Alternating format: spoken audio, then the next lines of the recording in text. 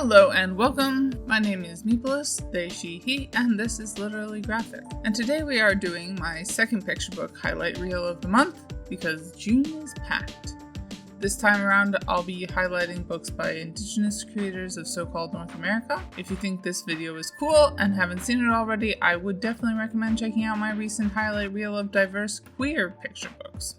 Great times. To start out for this video, however, I picked up a copy of Caribou Song by Thompson Highway and John Rombough, published by Fifth House. This was a bilingual book, English and Cree, with beautiful art.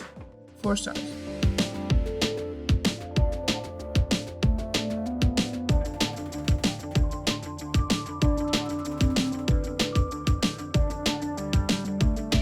Next up, I picked up a picture book by Tasha Spillett-Sumner, who is of Cree and Trinidadian descent. I Sang You Down from the Stars was illustrated by Michaela, Goade, and published by Little Brown Books for Young Readers. 5 stars.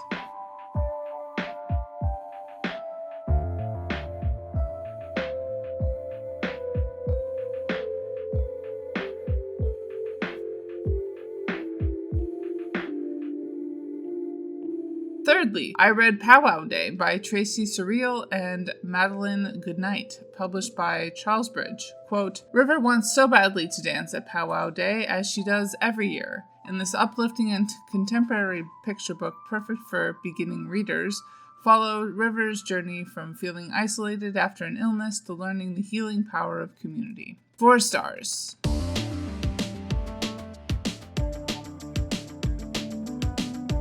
Moving right along, enjoy my flip-through of Abalone Woman by Teoni, Spathelfer and Natassia Davies, published by Heritage House. Quote, a vivid dream teaches little Wolf about courage and acceptance of those who are different and inspires her to show her daughters and their classmates how to be proud of their diverse cultural backgrounds. 4 stars.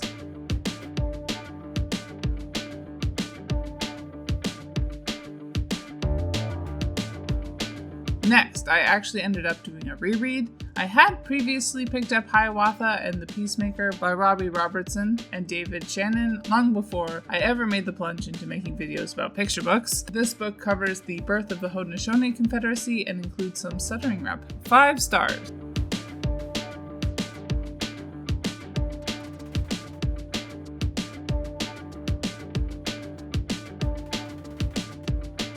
Entries 6 and 7 are both by Leah Maria Dorion and are entitled My First Métis Lobstick and Relatives with Roots, a story about Métis women's connection to the land, both published by Gabriel Duman Institute. The former was illustrated by Norman Gleury and the latter by Wright Flamand. They both feature both English and Mischief. I had never heard of Lobsticks before, so that was really interesting. 5 out of 5 stars.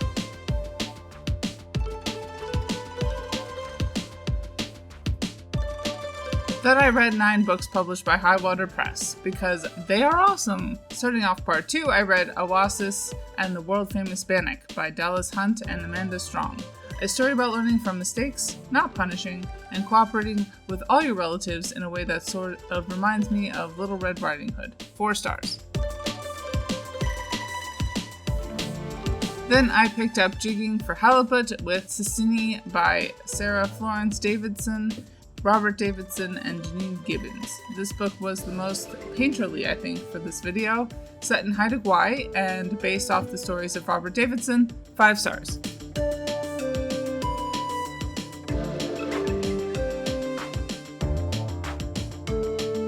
Next up, I picked up 2 books by Lisa Boivin. The first was more of a YA illustrated poetry book entitled I Will See You Again, which dealt with grief in a really interesting way. Then I read We Dream Medicine Dreams. Quote, when a little girl dreams about a bear, her grandfather explains how we connect with the knowledge of our ancestors through dreams. Bear, hawk, caribou, and wolf all have teachings to share to help us live a good life. But when Grandpa gets sick and falls into a coma, the little girl must lean on his teachings as she learns to say goodbye. End quote. Both 5 stars.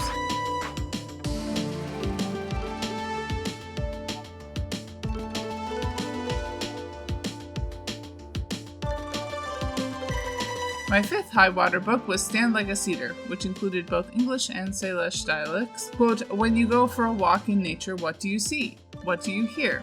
Award-winning storyteller Nicola I. Campbell shows what it means to stand like a cedar on this beautiful journey of discovery through the wilderness. Experience a celebration of sustainability and connection to the land through lyrical storytelling and Cerulean's Victor's breathtaking art in this children's illustrated book. And 4 stars.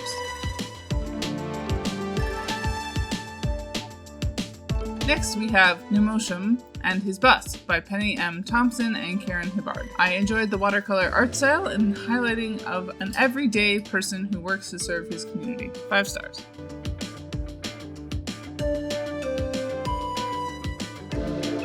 And to wrap things up, I had 3 books in Hiawatha Press's Mother of Ixen series, namely The Eagle Mother, The Frog Mother, and The Grizzly Mother.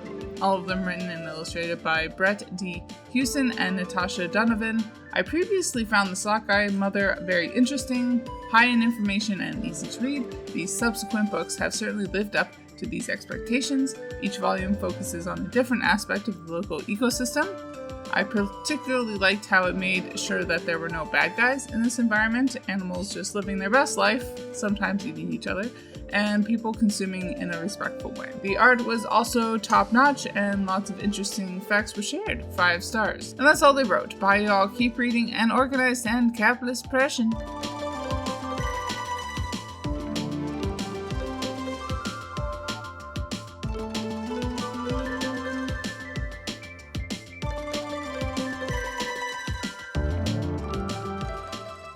And as always, Literally Graphic is recorded on the traditional territory of the Mississaugas of the Credit First Nation and Anishinaabe people, the Haudenosaunee Confederacy, and the Huron-Wendat Nation. I live here because of British colonization, Indigenous genocide, and more geographically specific, Treaty 13, also known as the Toronto Purchase, which was finalized in 1805 between representatives of the Crown and certain Mississauga peoples.